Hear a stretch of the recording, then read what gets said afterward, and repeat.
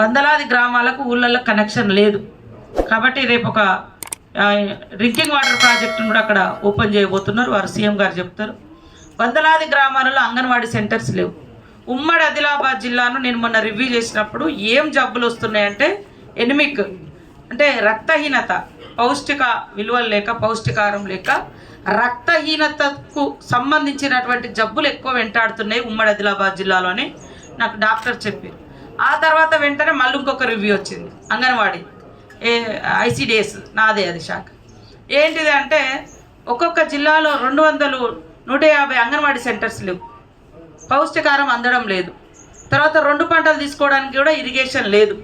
ఊరూరులో వాగులు ఉన్నాయి, ప్రాజెక్ట్ ఉంది, గోదావరి ఉంది, ప్రాణహిత ఇట్లా అన్నీ అందుబాటులో ఉన్నా కూడా ఇరిగేషన్ లేదు. ఇరిగేషన్ ఇక్కడికి వచ్చినా కూడా పక్కకు తీసుకెళ్ళారు. కడెం లాంటి ప్రాజెక్టులను కూడా పట్టించుకోలేదు గత ప్రభుత్వం. కాబట్టి కడెం ప్రాజెక్టుకు కూడా వెంటనే రేపు డబ్బులు కూడా రిలీజ్ చేస్తున్నారు. ఇంకా కొన్ని ప్రాజెక్టులు తీసుకుంటున్నారు. ఇంకా అన్నవాళ్ళు చెప్పే ప్రేమసాగర్ అన్న గారు కానీ, ఇక్కడ లోకల్ ఎమ్మెల్యేలు మరి వివేక్ కానీ, అదేవిధంగా మరి అక్కడ బొజ్జు గారు కానీ, వినోద్ కానీ, అదేవిధంగా మేము తిరిగినటువంటి ప్రాంతాల్లో వచ్చేటువంటి ప్రతిపాదనలన్నీ కూడా ఎప్పటికప్పుడు సీఎం గారి దృష్టికి తీసుకెళ్తున్నాం. కొన్ని కొత్త ప్రాజెక్టులు కూడా తప్పకుండా ఇక్కడ నుంచి అనౌన్స్ అవుతుంది. మీరు అందరూ కూడా సహకరించండి.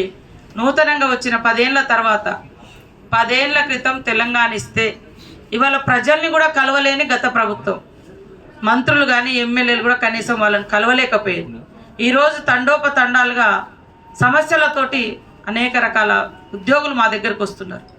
జీతాలు ఇవ్వడానికి కూడా ఇవాళ బడ్జెట్ లేకున్నా కనీసం 5వ తారీఖు లోపైన వాళ్ళకి జీతాలు అనేటువంటి సంకల్పంతో మేము పనిచేస్తాము. జీతాలు టైంకు పడితే కనీసం ఆ ఉద్యోగి కరెక్ట్గానైనా ఆయన యొక్క ఉద్యోగ వృత్తిని నిర్వర్తించగలుగుతాడు. కాబట్టి అది కూడా మేము చేయడం జరుగుతుంది. కాబట్టి రాబోయే కాలంలో అంగన్వాడీలను ఫిలప్ చేస్తాం, డ్రింకింగ్ వాటర్ మెరుగుపరుస్తాం, రోడ్డు రవాణా వ్యవస్థను మెరుగుపరుస్తాం. ఇల్లు లేనటువంటి వాళ్ళు అసలు ఎంత ఘోరంగా, ఒకప్పుడు ఇందిరమ్మ ఇండ్లు అవి తప్ప ఇంకా వేరే ఇండ్లు రాలే. అలాంటి సమస్యలు ఏమీ పట్టించుకోలే. మీరు ఏమన్నా అంటే పెద్ద పెద్ద సెక్రటేరియట్ కట్టినామా, పెద్ద కలెక్టరేట్ కట్టినామా, పెద్ద పార్టీ ఆఫీస్ కట్టినామా, మీ బంగ్లాలు మనం ఉండే బంగ్లాలు చూపెడుతున్నారు కానీ పేదోళ్ళు ఉండే బంగ్లాలు మాత్రం మనం చూపించడానికి ఏం లేదు. గుడిసెలు పునారెళ్ళిపోతున్నాయి. కాబట్టి ప్రజల యొక్క జీవన ప్రమాణాలను పెంచడం కోసం, వాళ్లకు మంచి నీడనివ్వడం కోసం ఇవన్నీ కూడా మంచి ప్రణాళికతో కాంగ్రెస్ పార్టీ పనిచేస్తుందని, ప్రభుత్వం పనిచేస్తుందని అక్కస్తోటి ముఖ్యంగా మేము ఇచ్చినటువంటి మొదటి పథకంలో మహిళలకు సంబంధించి ప్రతి